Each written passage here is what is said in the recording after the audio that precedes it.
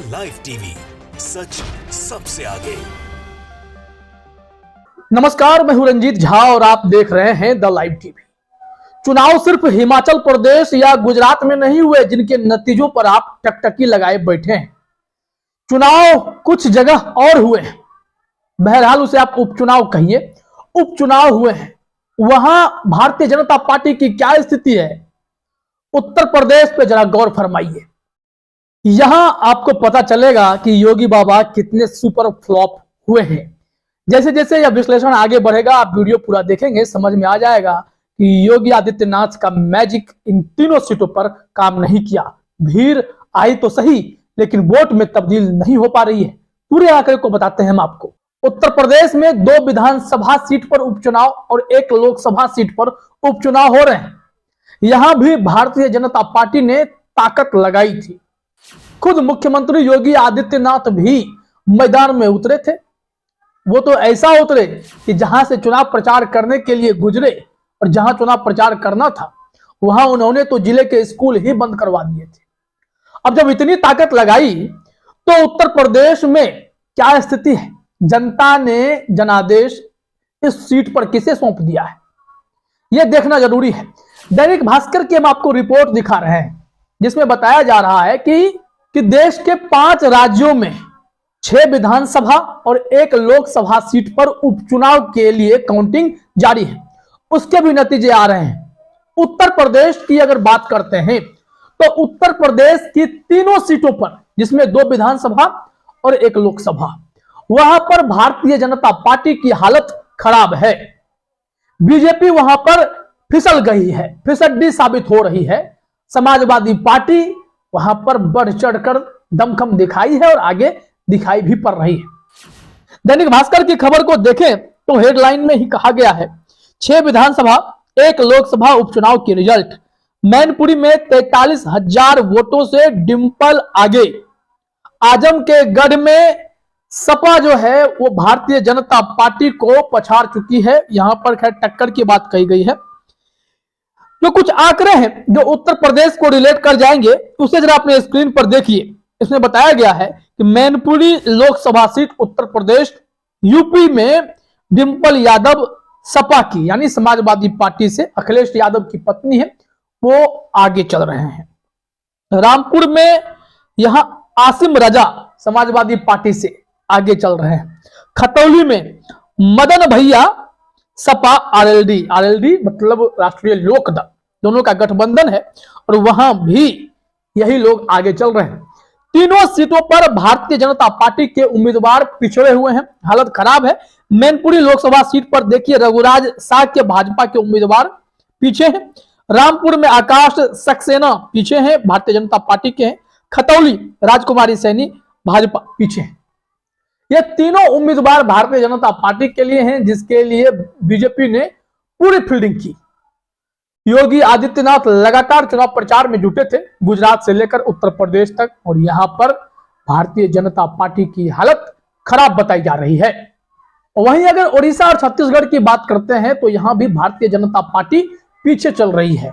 वहां भी विधानसभा उपचुनाव हुए थे और काउंटिंग के बाद आज नतीजे आ रहे हैं। रुझानों में भारतीय जनता पार्टी पीछे चल रही है। इसलिए मैंने कहा कि सिर्फ आप गुजरात और हिमाचल प्रदेश पर मत अटके रहिए। यह सोचिए कि जनता कहां कहां भारतीय जनता पार्टी के तिलिस्म से बाहर आ चुकी है। एमसीडी चुनाव में आपने देखा 15 सालों से सत्ता में बैठी भाजपा को जनता ने उखाड़ फेंका। उनका तिलिस्म वहां भी टूटा, लोगों का मोह भंग हुआ।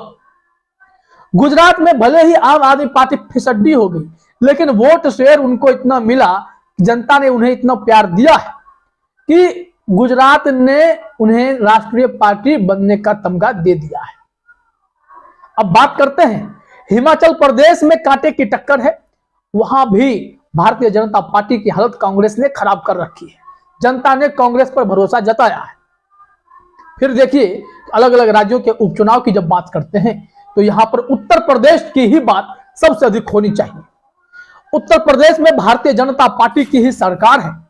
उपचुनाव जब हो रहे हैं तो ऐसे में उत्तर प्रदेश में योगी जी पूरी ताकत लगाने वाले या भारतीय जनता पार्टी के वैसे तमाम नेता जो खुलकर ताकत दिखा रहे थे, उन सब को वहां की जनता ने रोक दिया है और कह दिया है कि उत्तर प्रदेश में बुलडोजर नीति को हम लोग पसंद नहीं करते, चाहे वो रामपुर में हो, चाहे वो खतौली में हो या फिर मैनपुरी लोकसभा सीट हो।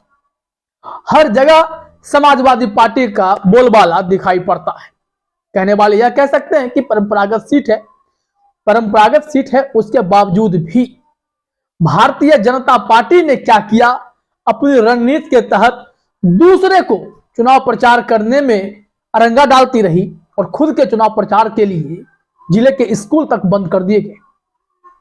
हमने आपको वो खबर भी दिखाई थी कि कैसे मैनपुरी में योगी आदित्यनाथ का काफिला गुजरा और जनसभा को संबोधित करना था। कह दिया गया प्रशासन के द्वारा आदेश जारी कर जिले के तमाम स्कूलों को आज बंद रखा जाए, क्योंकि योगी महाराज उत्तर प्रदेश में मैनपुरी में जनसभा का आयोजन कर रहे हैं, जनसभा को संबोधित करेंगे। इससे छात्रों को दिक्कत होगी, ट्रैफिक की दिक्कत होगी। राजनीति ऊपर, एजुकेशन पीछे।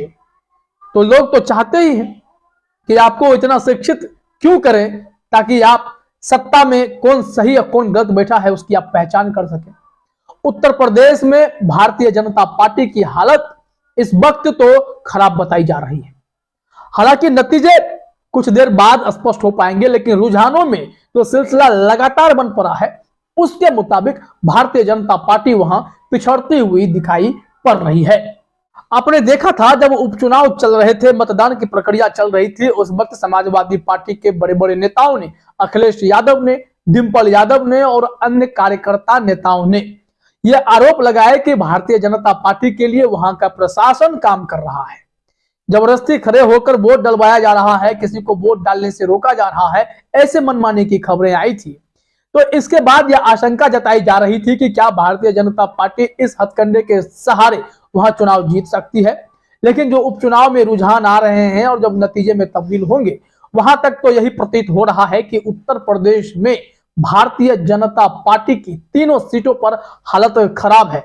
बाकी राज्यों में जहां जहां उपचुनाव हो रहे हैं वहां भी कई सीटों पर भारतीय जनता पार्टी फिसल रही है, क्योंकि जहां की जनता इनके क्रियाकलाप को समझ रही है, जहां पर बीजेपी का तिलिस्म टूट रहा है, वहां पर दूसरे पार्टी के उम्मीदवार को मौका दिया जा रहा है और उन पर भरोसा जताया जा रहा है। यही इस बार के चुनाव और उपचुनाव के नतीजे बताते नजर आ रहे हैं।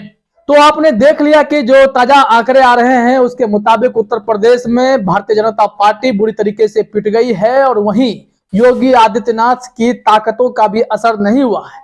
आसान शब्दों में कहें तो योगी वहां फ्लॉप नजर आ रहे हैं। उन्होंने ताकत झोंकी थी, घूमा गया था, चुनाव प्रचार किया गया था, जनसभा को संबोधित किया गया था, बावजूद इसके भारतीय जनता पार्टी इन 3 सीटों पर अपनी पकड़ बनाने में सफल नहीं हो पाई।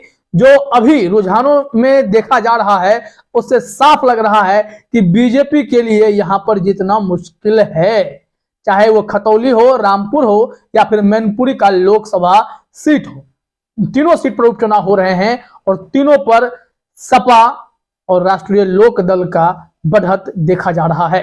अब ऐसे में योगी आदित्यनाथ को उत्तर प्रदेश की जगह गुजरात जब भेजा गया था तो वहां भी कुर्सियां उनकी सभाओं में खाली ही रहती थी।